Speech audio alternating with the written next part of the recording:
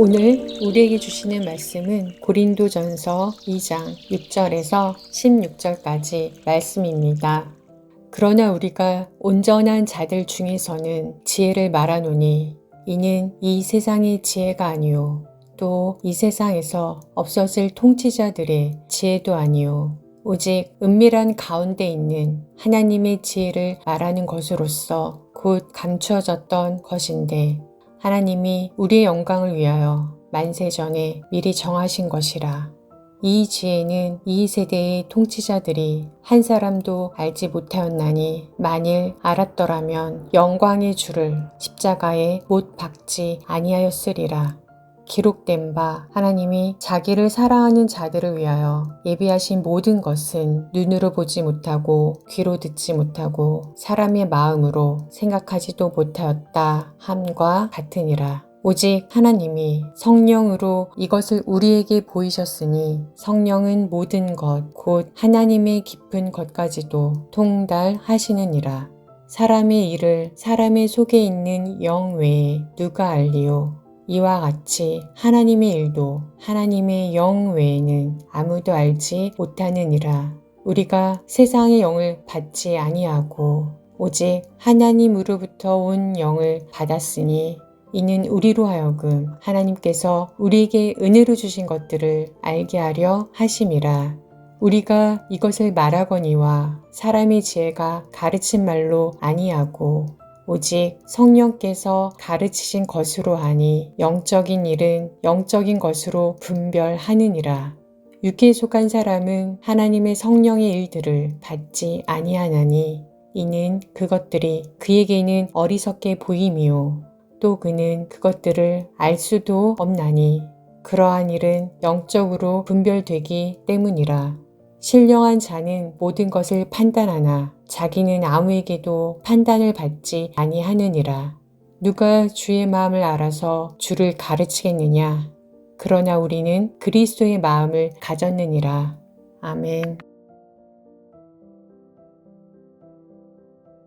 성도 여러분, 세상을 조금만 자세히 들여다보면 지성인이라고 자부하는 사람들이 남들이 볼 때는 아주 어리석은 결정을 하는 순간들을 보게 됩니다. 세계 최고의 투자 전문가들이 모였음에도 글로벌 금융 위기가 일어나고 또 각 나라에 내노라 하는 정치인들이 재앙과도 같은 전쟁을 계속 일으킵니다. 개인도 마찬가지죠.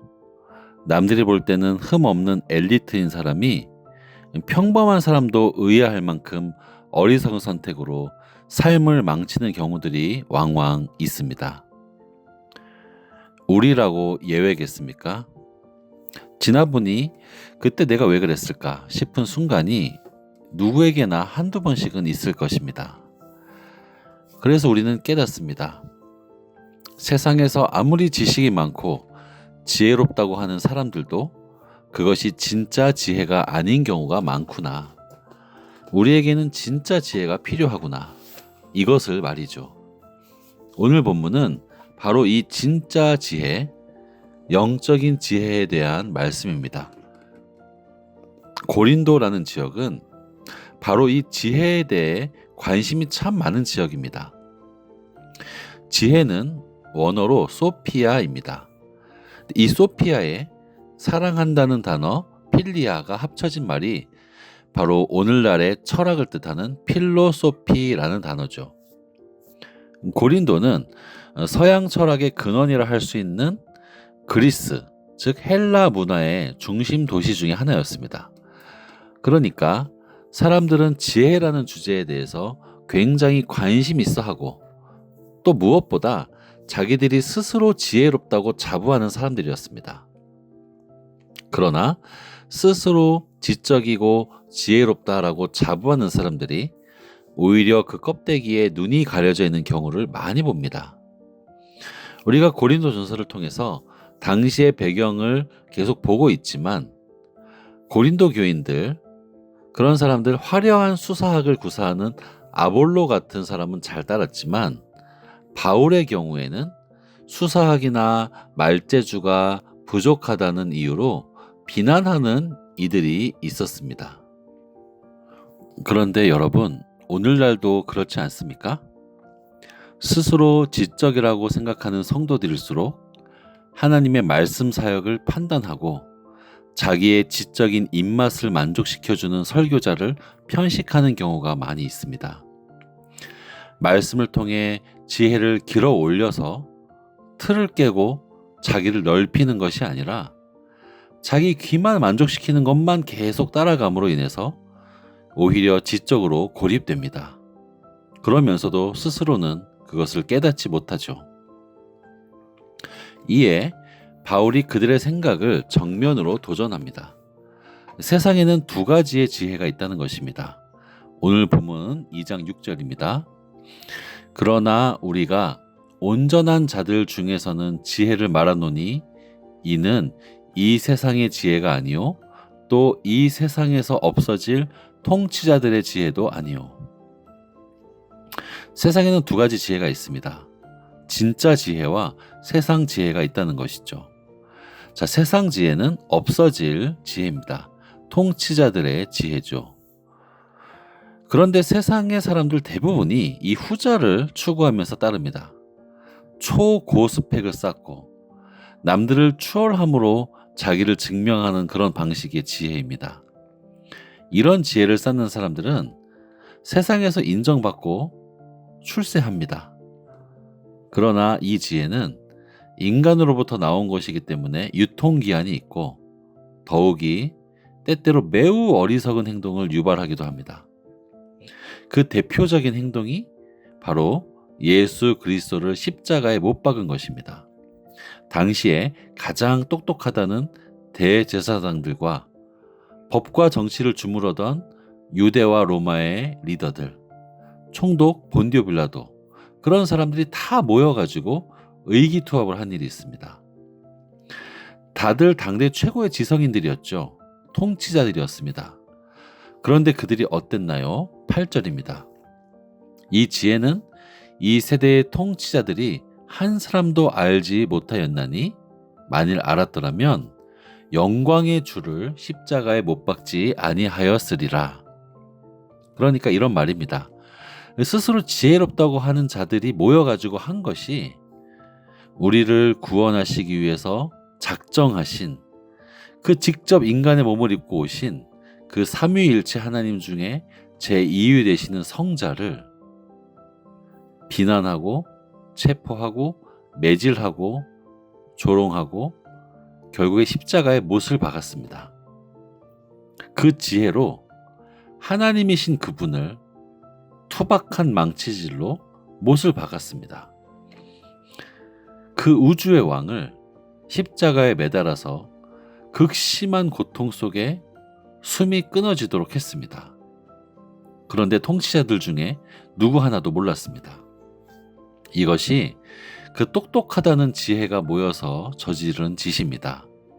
이것이 성경이 폭로하는 인간 이성의 밑바닥입니다. 그런데 여기서 하나님의 지혜가 등장합니다. 인간의 지혜가 일으킨 최악의 대참사, 그것을 오히려 최고의 사건으로 역전시키시는 것이 바로 하나님의 지혜입니다. 십자가 얼마나 어리석습니까? 왕을 못 박아버리는 그 미련, 또 왕은 그것을 그대로 당하고 계셨던 그 미련, 그 미련한 십자가를 가지고 인류를 구원하시는 놀라운 역전을 이루시는 것이 바로 하나님의 지혜입니다. 지금 바울은 너희들이 가진 그 썩어질 지혜가 아니라 하나님의 지혜를 가져야 한다, 이렇게 말을 합니다. 그런데 이 하나님의 지혜는 가장 중요한 특징이 하나 있습니다. 그것은 이 지혜는 절대로 스스로 가질 수가 없다는 것입니다. 여러분, 세상의 지혜는 갖기가 쉬울까요? 어려울까요? 세상의 지혜도 갖기가 엄청 어렵습니다. 특히 우리나라는 교육열이 가장 센 나라 중에 하나죠. 그래서 부모들은 자녀들의 지적 능력을 키우기 위해서 무슨 동이니 대치동이니 목동이니 무슨 일타 강사, 무슨 논술학원 등등등 경제적인 자원의 상당 부분을 자녀들 머리 채우는 데 씁니다. 그것이 우리나라입니다. 그렇게 해도 늘 부족하죠. 세상 지혜 갖는 것 엄청 어렵고 많은 자원이 들어갑니다. 그렇다면 하나님의 지혜는 어떨까요? 우리는 하나님의 지혜는 얻기 쉽다고 생각하는 경향이 있습니다. 그냥 세상 지혜에 시간과 물질 다 투자하고 나서 그냥 할 거 다 하고 남는 짜투리 시간에 교회 조금 나와주면, 설교 몇 편 들어주면 대강 그냥 얻을 수 있다, 이렇게 생각하진 않습니까? 그러나 바울은 이렇게 말합니다. 하나님의 지혜는 스스로는 절대 얻을 수 없다고 말이죠. 하나님의 지혜는 오직 한 가지 방법으로만 얻어집니다. 바로 하나님의 영이신 성령을 받고 그 성령으로부터 배우는 것입니다. 오늘 본문 11절입니다. 사람의 일을 사람의 속에 있는 영 외에 누가 알리요? 이와 같이 하나님의 일도 하나님의 영 외에는 아무도 알지 못하느니라. 이런 말이죠. 사람의 마음도 자기 자신이 아니면 남들이 들여다볼 수는 없는데, 하나님의 마음, 하나님의 지혜를 감히 누가 밖에서 들여다볼 수 있겠는가, 예측할 수 있겠는가 하는 것입니다. 하나님 안에서 나오신 그 성령을 받는 방법 외에는 없는 것입니다. 여러분, 아무리 세상이 인정해주는 지성을 가졌더라도 하나님과 영적인 주파수가 맞지 않으면 그냥 어리석은 상태에 머무르는 것입니다. 그런데 성도 여러분, 우리는 스스로 들여다보아야 합니다. 이 고린도 교회의 모습, 지혜롭다고 하면서 사실은 어리석었던 이 모습이 우리 모습 아닙니까? 고린도 교인들은 스스로 이 세상 지혜를 자랑하며 파벌을 나눴습니다. 게바파, 아볼로파, 무슨 파 나눈 것이 다 자기가 지혜롭다고 생각하고 자기를 높이려는 그 모습에서 나온 것입니다. 그런데 우리는 어떤가요? 출신 대학, 무슨 대 나왔니? 또 직업, 그런 것들을 가지고 자기를 높이고 또 어울릴 만한 사람들과만 어울리려고 하는 그 어리석은 세상 지혜가 우리에겐 없습니까? 한참 전에 얻었던 그 세상의 채점표, 거기에 나온 조금 나은 평가를 가지고 평생의 나의 영광으로 여기면서 스스로를 높이는 그런 오만한 마음이 우리에겐 없습니까? 그러나 하나님의 지혜는 정반대입니다. 낮아짐으로 세상이 높아짐을 꺾는 지혜입니다. 약한 자로 강한 자를 부끄럽게 만듭니다. 세상이 어리석다고 말하는 십자가의 지혜로 세상에서 지혜롭다고 자부하는 자들의 그 오만을 부수는 지혜입니다. 이 지혜는 오직 성령님을 마음에 모시고 그분을 전적으로 의지하는 자들에게만 허락됩니다. 성령의 사람은 더 이상 세상의 채점표를 자랑하지 않습니다. 그것이 하나님 앞에서 얼마나 부끄러운 행동인가, 그것을 깨닫기 때문이죠. 하나님을 아는 것은 100% 성령님이 주신 선물입니다. 그러니까 내가 자랑할 것도 없고 말씀 앞에서 이러쿵저러쿵 평가할 자격도 없습니다. 그저 나 같은 죄인을 받아주신 하나님의 은혜 앞에 납작 엎드릴 뿐입니다.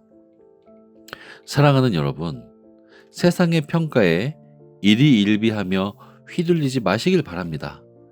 세상이 나를 높여준다고 해서 교만해지지도 마시고 세상이 나를 알아주지 않는다고 해서 위축되지도 마십시오. 우리는 세상의 지혜가 아니라 하나님의 지혜로 모든 것을 이기신 예수의 사람들입니다. 우리는 하나님의 자녀고 하나님의 지혜를 품어야 하는 자들입니다. 그러므로 이번 한 주간 내 지식과 경험을 내려놓고 성령님을 온전히 의지하시기를 바랍니다. 그분이 주시는 하늘의 지혜를 구하며 예수 그리스도의 마음을 품고 살아가시는 신실한 주님의 자녀들 되시기를 주님의 이름으로 축복합니다.